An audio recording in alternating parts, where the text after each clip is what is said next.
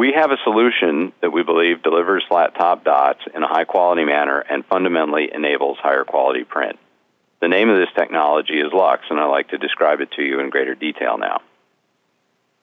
If you look at a standard digital plate workflow, most of us are familiar with this. You take the digital plate, you ablate the image into it, you expose it through the mask, and then process it normally.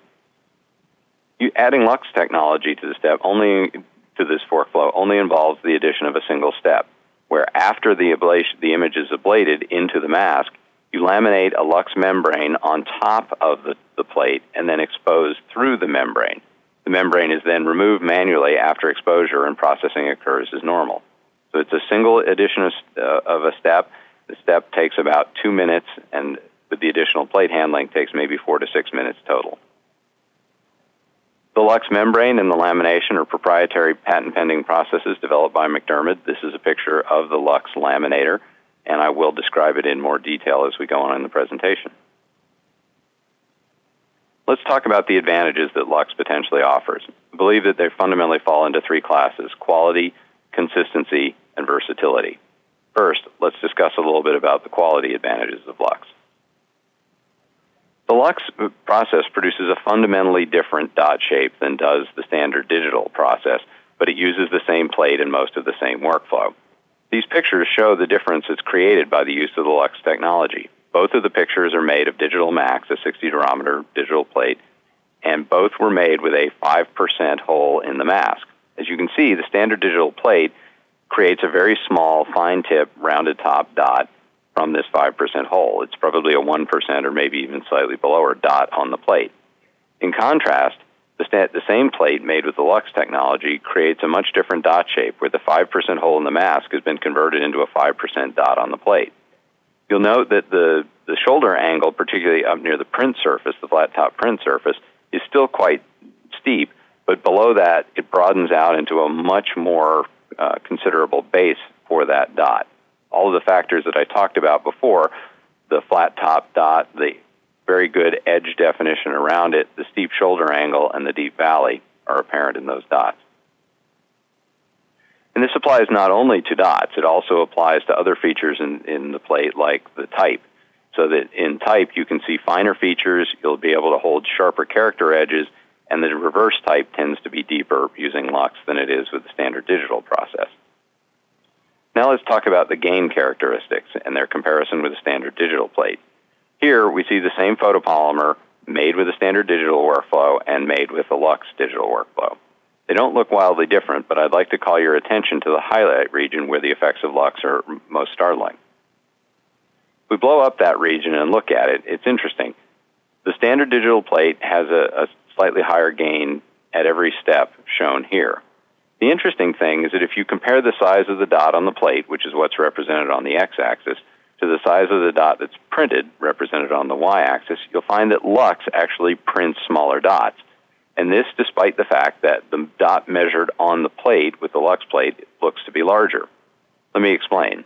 If you look at the very smallest dot on both curves, you'll see that the standard digital plate produces a plate dot that measures 0.6%. However, when that 0.6% dot is printed, it results in a 7.4% printed dot. In comparison, the LUX digital plate, exact same photopolymer, creates a plate dot that measures at 1.2%, but prints to only 4.6%. This goes back to my contention before, that the right dot is the one that gives you the right print. And in this case, if you want the smallest highlight, LUX makes the right dot. This continues on throughout the tonal range depicted here, where you can see that even at the next step, where the standard digital plate gives a 1% dot that prints to 8.8%, the LUX digital plate gives a 2% dot that prints to only 7%. This has many advantages. It can expand your printed gamut, and it reduces the hard edge and improves the fade to zero for vignettes. Let's talk a little bit about how this improved highlight detail arises. I mentioned before the concept of the use of a bump curve, where you have to take somewhere between a 4 and a 10% bump on the plate in order to make a 1% dot. This means, for instance, taking the middle of that range, that I have to burn a 7% hole in the mask in order to create what measures as a 1% dot on the plate. This is very different from what happens with LUX, where you make a 1% hole in the mask and you get a 1% hole in the plate. It's one-to-one imaging between the mask and the plate. In addition to basically reclaiming that 4 to 10% of the tone range that you had to sacrifice with the bump curve, this results in greater consistency where you don't have to worry about chasing the bump curve around. The bump curve is known to vary within plate-making operations and certainly between different plate-making operations, and all of that is eliminated. Perhaps it's best seen by looking at the dots that result from a standard digital plate and a digital LUX plate. The standard digital plate is shown on the top row of dots, a 1%, a 5%, and a 10% dot on plate. And you can see, in addition to the very different dot shape from the LUX digital dots shown below, that there really isn't as big a difference in the size of the 1% dot and the 10% dot as you might expect. It certainly doesn't look like that 1% dot is only a tenth the size of the 10% dot. In comparison, on the lower row, the LUX digital dots, it's very clear that that 1% dot has a much smaller area at its print surface than does the 10% dot, and much more in ratio of the proportion. This allows you to reclaim several of the steps of the tonal range that are lost by the use of the bump curve. I'm going to show some print samples now, and I'm always cautious about doing this in presentations because obviously the depiction of the print sample on the screen does not do justice to the print sample itself. I would encourage you that if you're going to be able to attend the North American FTA conference coming up in May, that you stop by our booth and actually see some of these print samples so you can see exactly what the results are for yourself. If you're unable to attend the FTA conference, please contact your MacDermid Printing Solutions representative, and they'll be happy to come with a portfolio of LUX print samples to show you this. So here's the first example. This particular printer, and this is a commercial job, moved this job from 125 lines per inch to 150 lines per inch, got better highlight detail, particularly in areas like the very light area inside the fish there and the lemon adjoining it. And we're able to do this with no changes whatsoever required in their print operation. So they got to a higher line count and a higher perceived print quality, and they were able to start talking about competing with gravure work now because they realized that they could raise their quality level beyond what they were able to do before. This shifting of gravure to flexo work has a lot of benefits. The two most important ones are an improved cost structure for the printing, where a job-printed flexo, particularly in a short run, can be maybe half the cost of the same job-printed gravure. And there's also the environmental advantages of using flexo instead of gravure, where flexo has been shown to have a lower environmental footprint overall than gravure print. And again, I emphasize this jump was made without any changes in the print train whatsoever.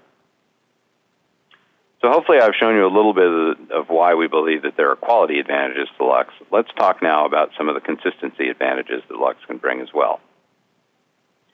First, a test. Don't be worried, this won't be too hard. Look at both of those dots and tell me where is the edge of the print surface on each. I'd say it's pretty easy to guess where the edge is on the flat top dot. It's that distinct angle that we have at the intersection of the dot shoulder and the dot top. In comparison, finding the edge of a round surface is a little trickier, and I suspect that most of us can't really define exactly where it is. Now, I'll submit to you, if you and I can't define the print surface of the dot on the left, how is the ink supposed to know? Well, in practice, the ink knows by how much we impress it into the analox and onto the substrate. And so if you look at a round top dot, as shown in the picture here, and you look at the different impression levels, which I've labeled 0, 1, 2, and 3, impression level 0 is a point where the dot isn't actually touching.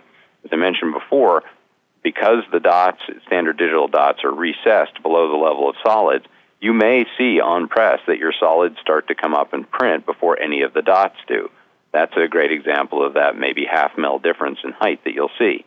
But as you move into further impression, you'll start to see the dots beginning to ink up. The interesting thing about a rounded surface, though, is that the more you press it, the larger the dot becomes. And so essentially, the dot size is being varied and controlled by impression rather than the actual defined print surface in a geometric sense. Let's look at some data that shows how this works. This is a print of digital MVP, which is a 50 durometer digital plate from MacDermid, and it shows it at the lower curve. The green curve is the optimal impression, and the upper reddish curve is the optimal impression plus 6 mils, which is quite a bit. And you can see that there's some substantial